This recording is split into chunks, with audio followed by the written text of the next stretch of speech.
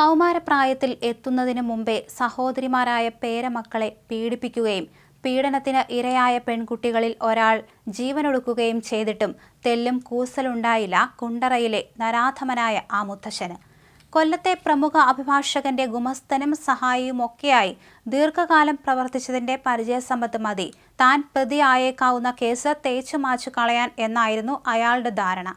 Postmortem റിപ്പോർട്ടിൽ കൂടി പീഡനത്തിന് ഇരയായെന്ന് വ്യക്തമായിട്ടും പോലീസിനെ പോലും വരുതിക്ക് നിർത്തി കുറച്ചേറെ കാലം സുരക്ഷിതനായി നടക്കാനും അയാൾക്കായി. പരാതിയുമായി പോലീസ് സ്റ്റേഷൻ കയറിയിറങ്ങിയ ആ പിതാവിനും മാധ്യമങ്ങൾ ഇടപെടുന്നതുവരെ നീതി അകലെയായിരുന്നു. ഒടുവിൽ മനോരമ ന്യൂസ് നടത്തിയ വാർത്താ ഇടപെടലായിരുന്നു നീതിയുടെ വെളിച്ചം തുറന്നു തന്നത്. ഒടുവിൽ പെരിനാട് സ്വദേശിയായ 72 വയസ്സുകാരനായ പ്രതിക്ക് കൊട്ടാരക്കര ഫാസ്റ്റ് ട്രാക്ക് സ്പെഷ്യൽ കോടതി ജഡ്ജി അഞ്ജു മീര ബിർളയാണ് ശിക്ഷ വിധിച്ചത്. മരണം വരെ ജയിലിൽ കഴിയണം. പോക്സോ നിയമത്തിലെ വിവിധ വകുപ്പുകൾ അനുസരിച്ചാണ് 3 ജീവപര്യന്തം. വയോധികന് 3 ജീവപര്യന്തവും 10 വർഷം കഠിന തടവുമാണ് ശിക്ഷ വിധിച്ചത്. പ്രകൃതി വിരുദ്ധ പീഡനത്തിനാണ് 10 വർഷം കഠിന തടവ്, 40,000 രൂപ പിഴയും വിധിച്ചു. ഇത് അതിജീവിതയുടെ മാതാവിന് കൈമാറണം. ശിക്ഷകൾ ഒന്നിച്ച് അനുഭവിക്കണം.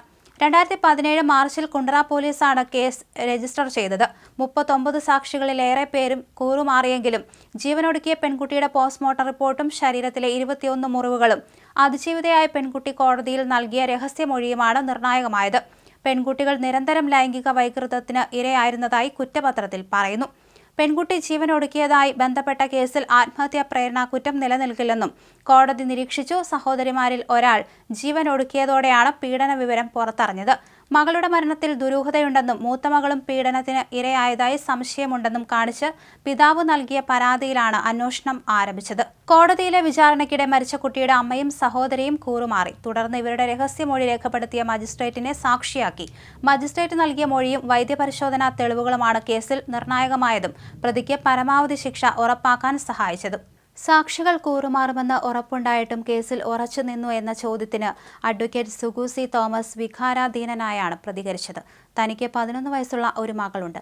മറ്റൊരു പെൺകുട്ടിക്കും ഈ അവസ്ഥ വരാതിരിക്കാനാണ് ഈ കേസിൽ താൻ ഉറച്ചുനിന്നത്.